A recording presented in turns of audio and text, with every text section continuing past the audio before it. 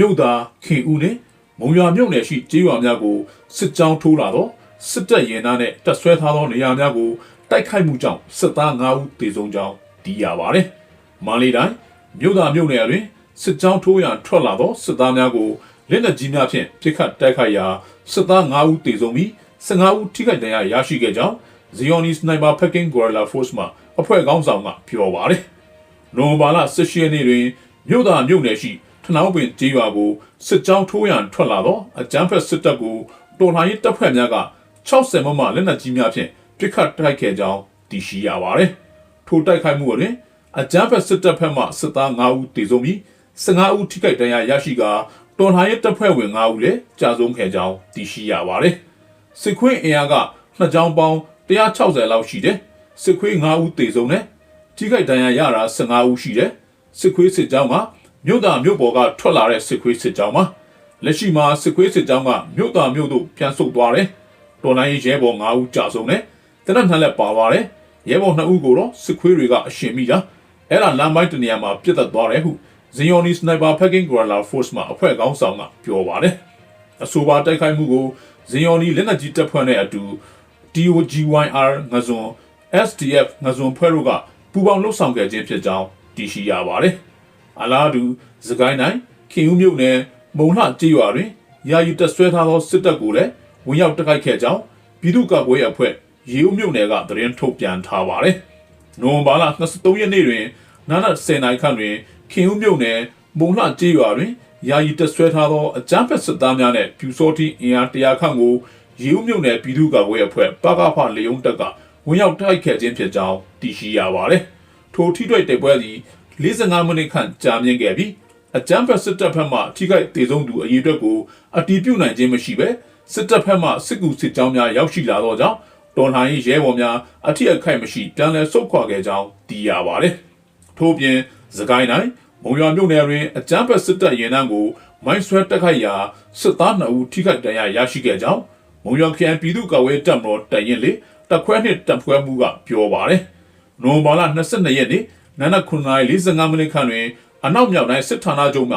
တံပြားကာစစ်တစင်းဖြင့်ထွက်လာသောစစ်သားများသည်မန္တလေးမုံရွာလမ်းပိုင်းရှိမအူဂိတ်သို့ဝင်ရောက်လာပြီးနောက်မုံရွာမြို့အထက်6ဦးမုံရွာလမ်းပိုင်းတွင်တော်လှန်ရေးတပ်ဖွဲ့များကမိုင်းဆွဲတိုက်ခိုက်ခဲ့ကြောင်းသိရှိရပါတယ်။ထိုတိုက်ခိုက်မှုအတွင်းအကြမ်းဖက်စစ်သား2ဦးထိခိုက်ဒဏ်ရာရရှိခဲ့ပြီးစစ်တပ်ဘက်မှရန်တမ်းပစ်ခတ်ခဲ့တော်လဲတော်လှန်ရေးတပ်ဖွဲ့ဝင်များအထိအခိုက်မရှိပြန်လည်ဆုတ်ခွာနိုင်ခဲ့ကြောင်းသိရှိရပါတယ်။စစ်ခွေးသေးစင်းကတော့အတိအကျတော့မရသေးဘူး။နှစ်ကောင်တော့လူနာတင်ကားပေါ်တင်သွားတယ်လို့ဖြတ်သွားတဲ့ပြည်သူကပြောတယ်။စစ်ခွေးနှစ်ကောင်တော့ထိခိုက်ဒဏ်ရာရတယ်လို့ပဲသိရတယ်။စစ်ခွေးသေးဆုံးမှုအယူတက်ကိုကျွန်တော်တို့ဆက်လက်စုံစမ်းဆဲပါ။မုံရွာမြို့အထက်ချောင်းဦးမုံရွာလမ်းပိုင်းမှာတိုက်ခိုက်ခဲ့တာပါ။နောက်ထပ်အောင်ပွဲတွေရအောင်ကူညီပေးကြဖို့တော်လှန်မိမှပြည်သူတွေကိုအတိပေးနှိုးဆော်ပါတယ်ဟုမုံရွာခရိုင်ပြည်သူ့ကာကွယ်ရေးတပ်မတော်တပ်ရင်းလေတပ်ခွဲနှင့်တပ်ခွဲမှုကပြောပါတယ်။အဆိုပါတိုက်ခိုက်မှုကိုမုံရွာခရိုင်ပြည်သူ့ကာကွယ်ရေးတပ်မတော်တပ်ရင်းလေတပ်ခွဲနှင့်9မြင့်ဆောင်ကွန်မန်ဒို force မုံရွာခရိုင်ပြည်သူ့ကာကွယ်ရေးတပ်မတော်တပ်ရင်းလေတပ်ခွဲလေ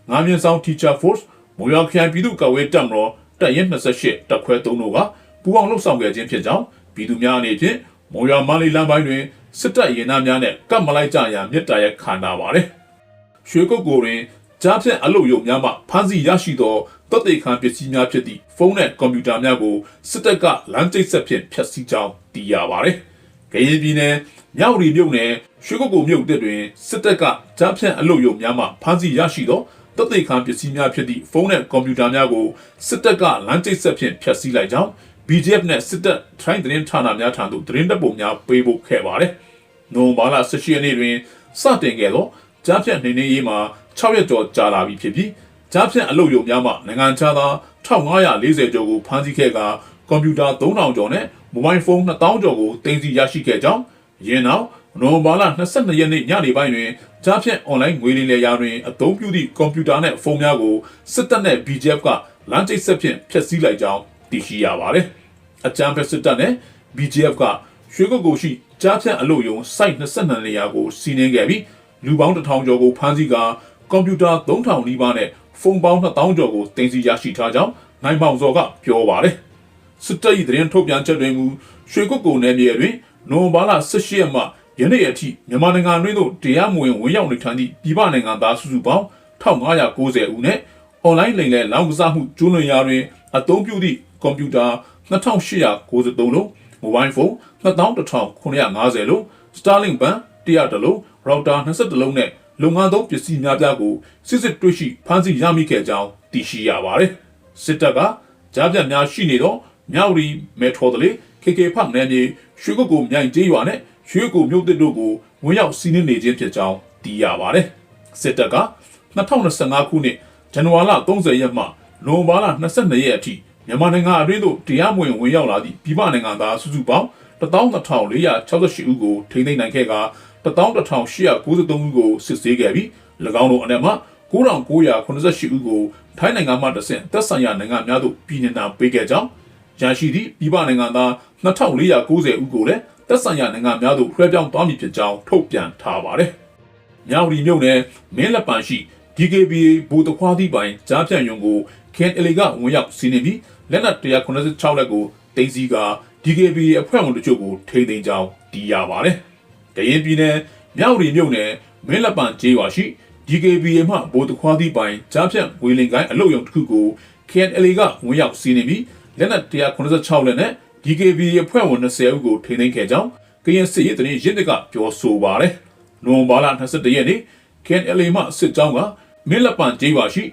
DKBA မှဗိုလ်တခွားသည့်လုံခြုံရေးယူပေးလောက်ကင်နေသောကြားဖြတ်အလုပ်ရုံကိုဝင်ရောက်စီးနင်းခဲ့ကြောင်းရင်းတို့စီးနင်းရာတွင်တိခတ်မှုတချို့ရှိခဲ့ကြောင်းရင်းနောက်ကြားဖြတ်အလုပ်ရုံကိုလုံခြုံရေးယူပေးထားသော DKBA တပ်ဖွဲ့ဝင်20ဦးကိုထိန်းသိမ်းခဲ့ပြီးလက်နက်စုစုပေါင်း186လက်ကိုလည်းသိမ်းဆည်းခဲ့ကြောင်းသိရှိရပါတယ်။ DKBA ဗိုလ်တခွားသည့်နဲ့အဖွဲ့တွေကတော့စကားစားရှိတဲ့မြောက်ရီမြို့ဘက်ရှောင်ပြေးသွားတယ်ဗိုလ်တခွားသည့်လုံခြုံရေးယူပေးထားတဲ့ကြားဖြတ်ရုံတွေမှာတရုတ်တွေလည်းမရှိတော့ဘူးအကုန်ပြေးကုန်ကြပြီဟုကရင်စစ်ရေးတရင်ရင်းတကပြောဆိုပါတယ်။မြောက်ရီမြို့နယ်မင်းလက်ပံကျေးရွာအနီးတွင်စစ်တပ်စစ်ကြောင်းနဲ့ KNLA တပ်များကြားနိုဝင်ဘာလ22ရက်နေ့ကတည်းကတိုက်ပွဲများဖြစ်ပွားခဲ့ပြီးစစ်တပ်ကပစ်ခတ်သောလက်နက်ကြီးကြီးနဲ့လက်နက်ငယ်ကြီးများမှာထိုင်းနိုင်ငံတွင်သို့ကြားရောက်ခဲ့ကြောင်းထို့ကြောင့်နိုဝင်ဘာလ22ရက်နေ့တွင်ထိုင်းစစ်တပ်ကမြန်မာဘက်သို့သတိပေးသည့်အနေဖြင့်လက်နက်ကြီးဖြင့်ပစ်ခတ်ခဲ့ကြောင်းသိရှိရပါတယ်။ဒီနေ့လည်း KNLA မဟာမိတ်တပ်တွေနဲ့စစ်ကော်မရှင်တပ်တွေမင်းလက်ပံတင်းချိုင်းဘက်မှာတိုက်ပွဲဆက်လက်ပြင်းထန်နေတယ်။ဒီနေ့ထိုင်းဘက်ကြီးကြားမှုတွေဆက်ဖြစ်နေတယ်ဟုကရင်စစ်ရေးတရင်ရင်းတကရှင်းပြပါတယ်။လက်တလောမြောက်ဒီမြို့နယ်မင်းလက်ပံကျေးရွာတွင်ထိတွေ့တိုက်ပွဲများကြောင့်အဆိုပါကျေးရွာမှာပြည်သူ300ကျော်မှာထိုင်းမြန်မာနယ်စပ်တောင်ရမြစ်ကမ်းဘေးသို့ထွက်ပြေးတိမ်းရှောင်နေရကြောင်းသိရှိရပါတယ်။ဇီကုံမြို့ရန်ကုန်ပြည်ကားလမ်းဘေးရှိကောင်းကင်ဘုံ Heaven KTV တွင်စစ်တပ်လက်အောက်ခံပြူစောထီများမူရစ်တောက်စားပျော်ပါနေစဉ်တော်လှန်ရေးတပ်များကရဲဝတ်စုံဖြင့်ဝင်ရောက်ပစ်ခတ်ခဲ့ကပြူစောထီ9ဦးနဲ့ KTV မှအမျိုးသမီး2ဦးတေဆုံးခဲ့ကြောင်းရဲကျင်းသားတွင်ဖော်ပြထားပါတယ်။ပဲခူးတိုင်းဇီကုံမြို့ရန်ကုန်ပြည်ကားလမ်းဘေးရှိကောင်းကင်ဘုံ Heaven KTV တွင်ပြူစောထီအဖွဲ့ကလာရောက်မူရစ်တောက်စားပျော်ပါနေစဉ်တော်လှန်ရေးတပ်ဖွဲ့ဝင်တို့ကရဲဝတ်စုံဖြင့်ဝင်ရောက်ပစ်ခတ်ခဲ့ရာပြူစောထီပါလကဖအဖွဲ့ဝင်9ဦးနဲ့ KTV မှအမျိုးသမီး2ဦးတေဆုံးသွားကြောင်းရဲကျင်းသားအရသိရှိရပါတယ်။နိုဝင်ဘာလ23ရက်နေ့နာနက်3:30နာရီ30မိနစ်ခန့်အချိန်ဇီကုံမြို့အမှတ်3ရပ်ကွက်စမ်းရွာရဲ့ရန်ကုန်ပြည်ကားလမ်းဘေးရှိ Heaven KTV ကိုရဲယူနီဖောင်းဝတ်ဆင်ထားသော PDF အဖွဲ့ဝင်9ဦးကဆိုင်ကယ်များဖြင့်ရောက်ရှိလာပြီး KTV အခမ်းမှ3နိုင်တချင်းဆိုရီသောစစ်တပ်လက်အောက်ခံပြူစောထီကိုပြည်သူလုံခြုံရေးနဲ့အကြမ်းဖက်နှိမ်နင်းရေးအဖွဲ့ပါလကဖအဖွဲ့ဝင်များနဲ့ပြည်သူစစ်များကိုဝင်ရောက်ပစ်ခတ်တိုက်ခဲ့ကြောင်းသိရှိရပါတယ်။ထိုပစ်ခတ်တိုက်ခိုက်မှုတွင်ပြူစောထီပါလကဖအဖွဲ့ဝင်မြင့်နိုင်ဦးခိုင်စောမြင့်ဦးမျိုးလွင်မျိုးမင်းအောင်နဲ့ဇော်ကြီးအပါဝင် KTV မှမနှင်းနွယ်အောင်နဲ့မတင်းသိန်းအေးတို့တည်ဆုံးခဲ့ကြောင်းထို့ပြင်ပြည်သူစစ်အဖွဲ့ဝင်အောင်သိန်းဦးရာဝမ်ပိုက်ရှက်တီတန်ရတစ်ချက်ဝဲပေါင်ရှက်တီတန်ရတစ်ချက်ရရှိခဲ့ကြောင်းသိရှိရပါတယ်။ပစ်ခတ်မှုဖြစ်ပွားပြီးနောက်ကပ္ပစ6မှဗိုလ်မှူးကျော်လင်းသူဦးစီးသောအင်အား29ဦးကနနက်အစောပိုင်း3နိုင်ခန့်တွင်ရောက်ရှိလာပြီးရုပ်အလောင်းများကိုလာရောက်ကောက်ယူသွားကြောင်းတိုက်ခိုက်မှုအတွင်းဇီကုံမာနာယမှထုတ်ပေးထားသော BA63 တနက်တလက်နဲ့ PDF တပ်ဖွဲ့ဝင်များကယူဆောင်သွားကြောင်းသိရှိရပါတယ်။ထို့နောက်ကပ္ပစ3ဗိုလ်မှူးမျိုးတန့်စောဦးစီးသောအင်အား32ဦးကကျိုးပင်ကောက်မြို့တွင်စုဖွဲ့ပြီးထန်းတပင်ကျေးရွာကိုနနက်6:30မိနစ်ခန့်မှစတင်ပြီးရှင်းလင်းလှုပ်ဆောင်နေကြောင်းသိရှိရပါတယ်။ပါလကဖဆိုတဲ့ကောင်တွေကတနက်တကားကားနဲ့ရန်ကားပျော်ပါနေလို့ဝင်လို့သွားတာဖြစ်နိုင်တယ်။အခုအကောင်တွေကြောင့်စစ်ခွေးတွေလည်းအရင်မနေရပဲအထက်ကဖိခိုင်းနေလို့တော်တော်ဒေါသထွက်နေတယ်။ညညရှင်းလင်းရင်းနဲ့အဲ့ဒီကောင်တွေကိုအော်ဆဲနေတယ်လို့သိရတယ်ဟုရဲတရင်ရင်းတကပြောဆိုပါတယ်။အဆိုပါတိုက်ခိုက်မှုကိုနတ်စစ်တီတပ်ဖွဲ့နဲ့ကျိုးပင်ကောက် BTZM တို့ကပူးပေါင်းလှုပ်ဆောင်ခဲ့ခြင်းဖြစ်ပြီး G3 တနက်တလက် G-Box 4ခု G1080 equipment 2ခုဓာတ်3လက်ထိတ်1ခုတို့ကိုတင်စီရရှိခဲ့ကြောင်းထုတ်ပြန်ထားပါတယ်။မြောက်ပိုင်းမဟာမိတ်ညီနောင်3ဖွဲ့ထိန်းချုပ်ထားသောမူဆယ်105မိုင်မှထွက်လာသောကုန်ကားမှန်သမျှကိုဖမ်းဆီးရနဲ့စစ်တပ်ထိန်းချုပ်မှုမရှိသည့်နယ်စပ်ကုန်သွယ်ဂိတ်များတွင်မိသည့်ကုန်သွယ်မှလွတ်ခွင့်မရရန်တားဆီးရန်စစ်ရုံးကညွှန်ကြားချက်ထုတ်ကြောင်းသိရပါတယ်။ရှမ်းပြည်နယ်မြောက်ပိုင်းတွင် AA, MNDAA နဲ့ TNA တို့ပါဝင်သောမြောက်ပိုင်းမဟာမိတ်ညီနောင်3ဖွဲ့ထိန်းချုပ်ထားသောမူဆယ်105မိုင်မှထွက်လာသောကုန်ကားမှန်သမျှကိုဖမ်းဆီးရနဲ့အဆိုပါနယ်စပ်ကုန်သွယ်ဂိတ်မှမိသည့်ကုန်ရွက်တဲ့ရေးမှလှုပ်ဆောင်ခြင်းမပြုတားဆီးဆောင်ရွက်ရန်စစ်တပ်ကအထူးညွှန်ကြားချက်ထုတ်ပြန်ထားကြောင်းနေပြည်တော်စစ်ပတ်ရေးရာသတင်းချင်းမှသိရှိရပါတယ်။နိုဝင်ဘာလလယ်ပိုင်းမှစတင်၍မြောက်ပိုင်းမဟာမိတ်ညီနောင်3ဖွဲ့ထိန်းချုပ်ထားသောမူဆယ်105မိုင်ကုန်သွယ်ရေးစုံတွေမှာပြည်တွင်းသို့တရုတ်ကုန်ပစ္စည်းများတင်ဆောင်လာသောကုန်ကားမှန်သမျှကိုလမ်းပိုင်းအားလုံးတွေမှာဖြစ်မနေတားဆီးဖမ်းဆီးဆောင်ရွက်ရန်ညွှန်ကြားချက်တရထုတ်ပြန်ထားကြောင်းသိရှိရပါတယ်။တပ်မတော်ရဲ့ထိန်းချုပ်မှုမရှိတဲ့နိုင်ငံတော်ကိုအခွန်မဆောင်တဲ့ကုန်သွယ်ဂိတ်တွေအားလုံးကတရားမဝင်ကုန်သွယ်ရေးဖြစ်သတ်မှတ်တယ်။တရားမဝင်ကုန်သွယ်ဂိတ်တွေကနေကုန်သွယ်တဲ့ကုန်ကားတွေရောကုန်သည်တွေရောအကုန်လုံးကိုထိထိရောက်တားဆီးအရေးယူဖို့ညွှန်ကြားချက်ထုတ်ထားပါတယ်။အဓိကကုန်ကားတွေလွတ်နေလို့ညွှန်ကြားချက်ထပ်ထုတ်တဲ့သဘောတရားမဝင်ကုန်သွယ်ရေးကြောင့်ဒီနယ်ဆက်ကိုအခြေပြုပြီးနိုင်ငံတော်ကိုစန့်ကျင်တဲ့လက်နက်ကိုင်ဖွဲ့စည်းတွေဘာနာအင်အားတောင်းတင်းပြီးတပ်မတော်ကိုစန့်ကျင်တိုက်ခိုက်နေတ